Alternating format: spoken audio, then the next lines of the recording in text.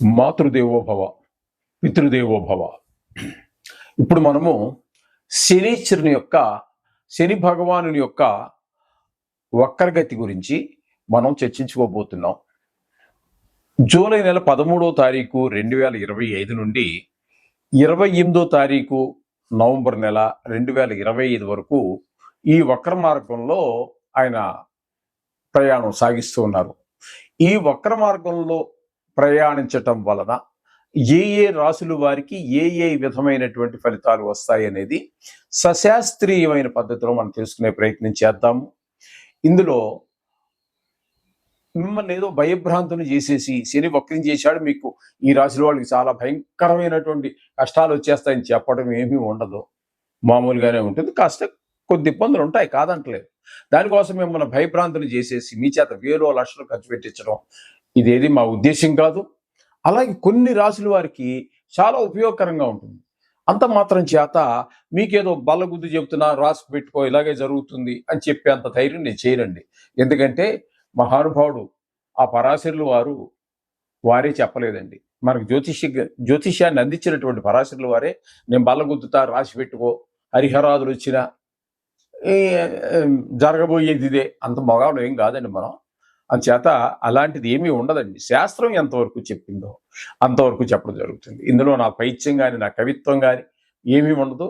మీకు శాస్త్రాన్ని అందించాలి అనే ఉద్దేశంతో మాత్రమే మేము ఈ ఛానల్ స్టార్ట్ చేయడం జరిగిందండి, ప్రారంభించడం జరిగింది. అదే మా ఉద్దేశం. ఓకే. కుంభరాశి వారికి 13వ తారీఖు జూలై నెల 2025 నుండి 28వ తారీఖు నవంబర్ నెల 2025 వరకు 137 రోజులని కొన్నిట్లో లెక్కదేలితే, కొన్ని పంచాంగాల్లో 138 రోజులుగా మనకి చూపిస్తూ ఉన్నాయి. ఎందుకంటే పంచాంగకర్తలు కూడా ఎక్కువయ్యారు. సర్వసహజం అండి. ఎప్పుడైతే అయ్యాయో ఎక్కువ అన్నప్పుడు కూడా వారి గణితం వాళ్ళది ఉంటుంది, వీళ్ళ గణితం వీళ్ళది ఉంటుంది. ఆ ఒక రోజున ఎప్పుడు కూడా పెద్ద మీరు కొన్ని సందర్భాలు తీసుకోవాల్సి వస్తుంది. నక్షత్రం మారిపోయినప్పుడు, అది వివాహ పొందనప్పుడు, అలాంటి కొన్ని సందర్భాలు తప్పదనుకోండి.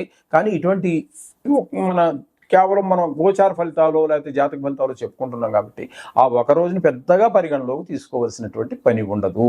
కాబట్టి ఇక్కడ ఈ కుంభరాశి వారికి మనం తీసుకున్నట్టయితే నిజానికి కుంభరాశి వారికి శని 2వ స్థానంలో ఉన్నారు. కానీ ఆయన ఇప్పుడు మనం చెప్పుకున్నటువంటి తిథుల నుండి 13వ తారీఖు జూలై నుండి 28 నవంబర్ వరకు ఇక్కడ వక్రించి కుంభంలోనే సంచరిస్తూ ఉన్నారు. అంటే జన్మంలోనే ఆయన యొక్క సంచారం జరుగుతోంది. కాబట్టి ఇక్కడ ఈ మకర రాశి వారికి జన్మంలోనే అన్నట్టుగా మనం చెప్పుకోవాల్సి వస్తుందండి. ఇక్కడ ఈ జన్మంలోనే చెప్పుకోవాల్సి వచ్చినప్పుడు ఇక్కడ మనం ఏ విధమైనటువంటి ఫలితాలు మనం చెప్పుకోవాలి అన్నట్టయితే,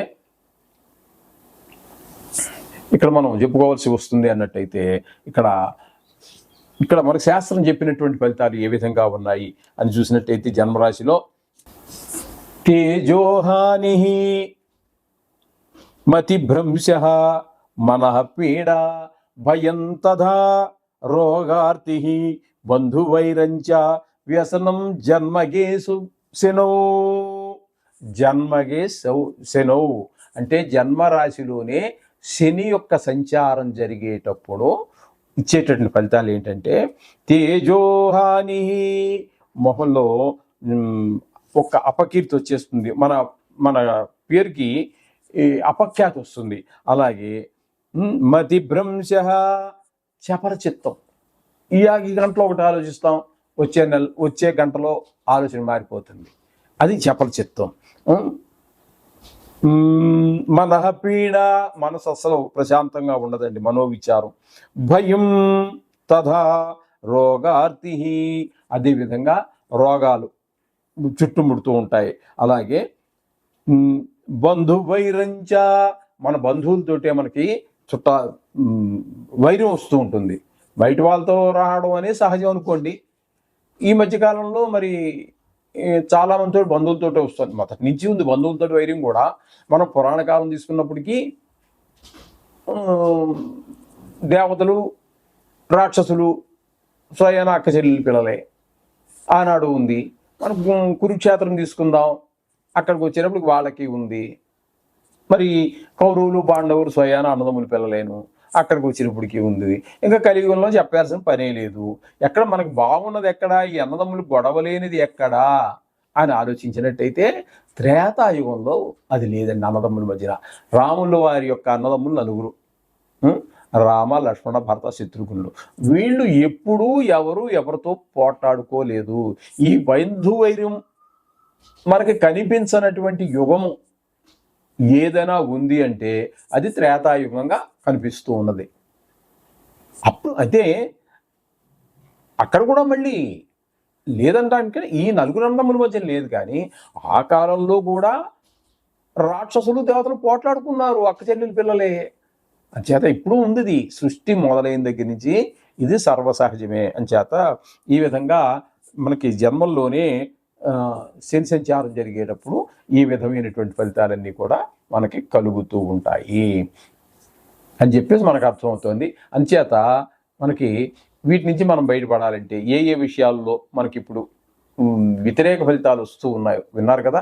అంచేత ఆయా విషయాలలో మీరు తగు జాగ్రత్త తీసుకుంటూ నిత్యము మనం పూజించేటటువంటి ఆ భగవంతుని యొక్క సేవలో 1-2-3 నిమిషాల నుంచి 5 నిమిషాల మధ్య కాలాన్ని ఆ నవగ్రహాలకి కేటాయించండి. కేటాయించినట్టయితే మీరు ఈ చిన్ని సమస్యల నుంచి బయటపడేటటువంటి అవకాశం చాలా ఎక్కువగా ఉంది, అందులో సందేహం లేదు. శుభం భూయా. పూర్వం అంటే ఇంతకుముందు మనం చాలాసార్లు చెప్పుకోవడం జరిగింది. అసలు ఈ వక్రగతి అంటే ఏంటి అనేటటువంటి ప్రత్యేకించి కొన్ని వీడియోలు కూడా చేసాము ఇదివరకు. మేము 10 సంవత్సరాల కింద కూడా చేయడం జరిగింది. అది 10-12 సంవత్సరాల కిందట కూడా నేషనల్ శాటిలైట్ ఛానల్స్లో చెప్పినప్పుడు కూడా చేశాము. కానీ చాలా కాలం అయింది కదా, అందుకోసం. వక్రగతి అంటే ఏమిటి?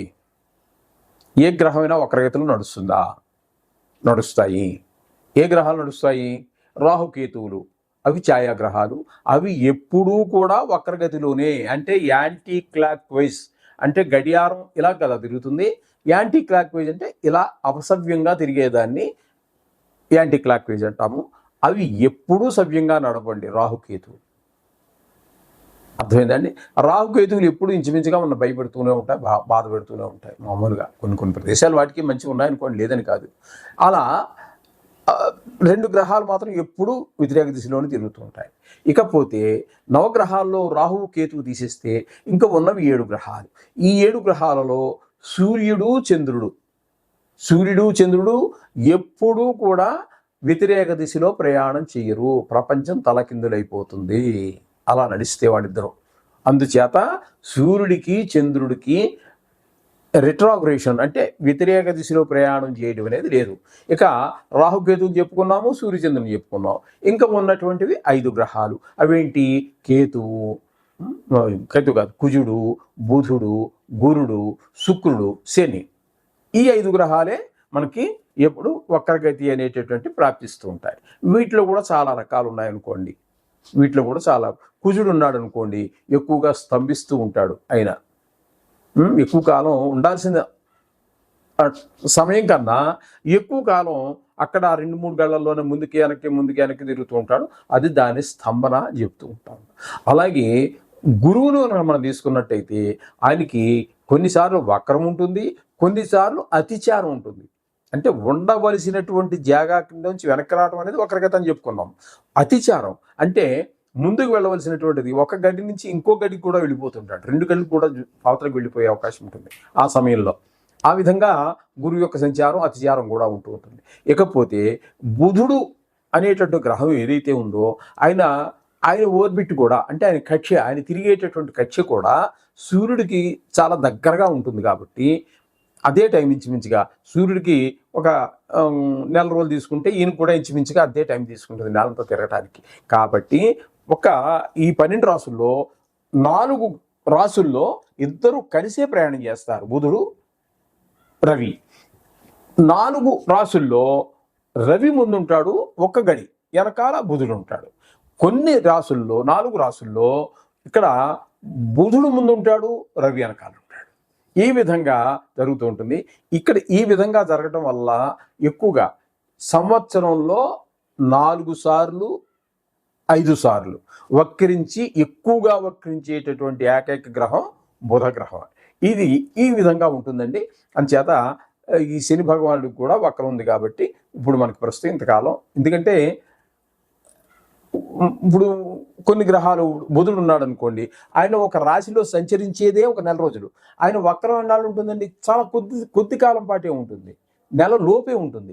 ఇప్పుడు శని భగవాన్ ఉన్నాడు అనుకోండి, అన్నిటికంటే ఎక్కువ కాలం శనీశ్వరుడు మిల్లుగా నడిచేటటువంటి వాడు కాబట్టి 2.5 సంవత్సరాలు ఒకే రాశిలో సంచరిస్తాడు. కాబట్టి ఈయన వక్రం కూడా ఇక్కడ మనకి ఇప్పుడు ఈ పీరియడ్లో, ఈ సమయంలో మనకి 138 రోజులు 137 రోజుల పాటు వక్రగతిలోనే సంచరించడం జరుగుతుంది.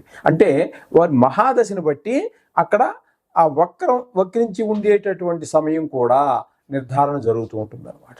ఇప్పుడు అర్థమైందని అనుకుంటాను. ఇది ఇంతవరకు చాలండి. మీరు అంటే మీ చిన్న డౌట్ తీర్చడానికే కానీ మీరు జ్యోతిష్యం నేర్చుకోవాలనే ఉద్దేశం కాదు కదా. వక్రము అంటే ఏంటి అనేటటువంటి ఒక అనుమానం వచ్చేటటువంటి వారి యొక్క ఆ అనుమానాన్ని నివృత్తి చేయడం కోసం చెప్పడం జరిగింది. ఇప్పుడు అదే ఈ జ్యోతిష్యాన్ని నేర్చుకోవాలి అనుకున్నటువంటి వారికి చెప్పేది చాలా కాలం. ఈ వక్రాన్ని గురించే 15 రోజులు, 20 రోజులు, 30 రోజులు చెప్పాల్సి వస్తుందండి. చెప్తే కానీ వాళ్ళకి ఎక్కదండి. మనం చెప్పుకుంటూ పోతాము, తెలిసిన వాడు చెప్పుకుంటూ పోతాడు. కానీ నేర్చుకోవాలనుకున్న వాడికి అక్కడ మెదడులో నాటుకుపోవాలి కాబట్టి అక్కడ చాలా టైం తీసుకుంటాం. చేత ఇప్పుడు మీకు అర్థమైందని అనుకుంటాను. ఇంకా అర్థం కాకపోయినా ఇంకా అంతకంటే ఎక్కువ ఆలోచించకండి మీరు. అంటే వక్రగతి ఉన్నది అని చెప్తే తెలుసుకుంటే మీకు చాలు. శుభం భూయాత్.